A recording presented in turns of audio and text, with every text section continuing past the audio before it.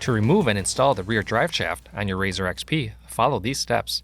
Park the vehicle on a flat, level surface, ensure it is in park, and remove the key. Next, loosen the lug nuts while the vehicle is on the ground, but do not remove at this time. Then, safely elevate the vehicle. Reference your owner's manual for proper lifting techniques. Once safely elevated, remove the lug nuts and set aside. Then, remove the wheel and set aside. Next, remove and discard the cotter pin.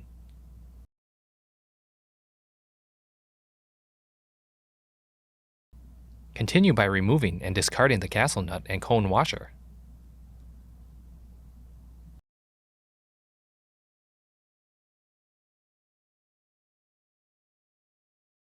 Next, remove and discard the brake caliper fasteners.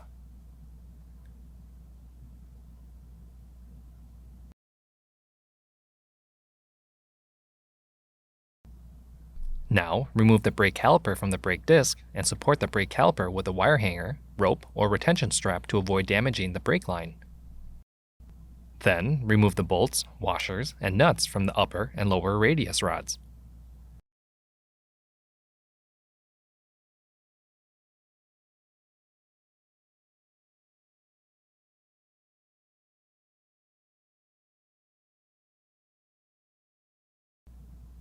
Move the radius rods down and discard the nuts.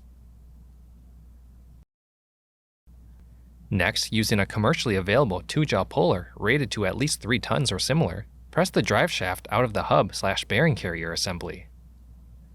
Do not use a puller on the brake rotor to remove the drive shaft, and do not use heat to remove the drive shaft from the hub.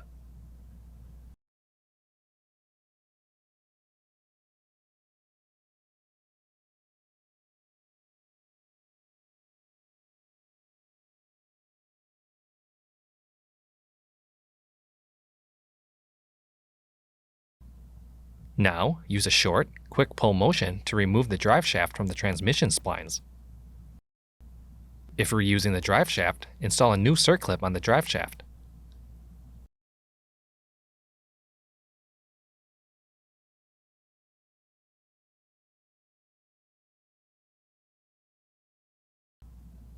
Then, inspect the drive shaft O-ring for wear, cracks, or other damage and replace if necessary.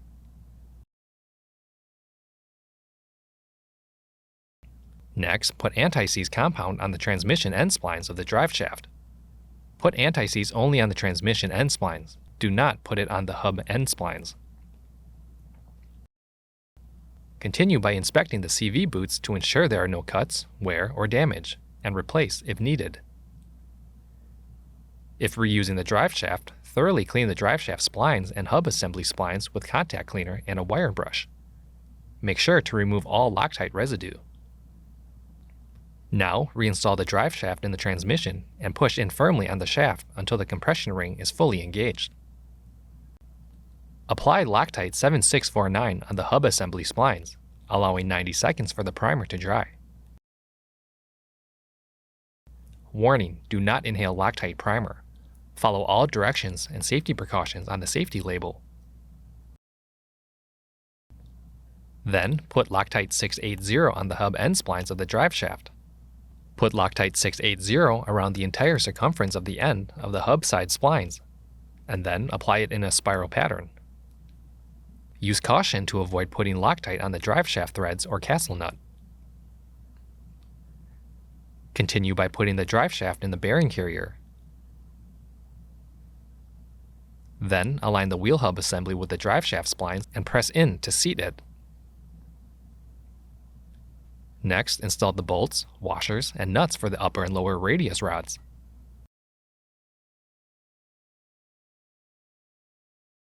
Torque to specification.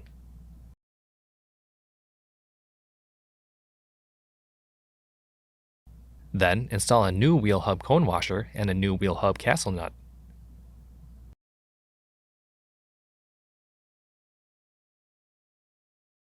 Torque to specification.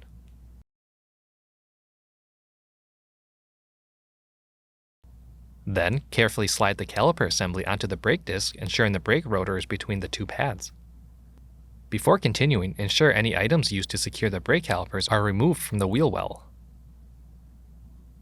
Next, install new brake caliper fasteners and torque to specification. Now, install new cotter pin and, if necessary, slightly tighten the wheel hub capsule nut to align the nut and the drive shaft holes. Bend the cotter pin in opposite directions. Next, reinstall the wheel on the vehicle and tighten the lug nuts until fully seated. Then, safely lower the vehicle until the tires begin to touch the ground and torque the lug nuts to specification in a crisscross pattern.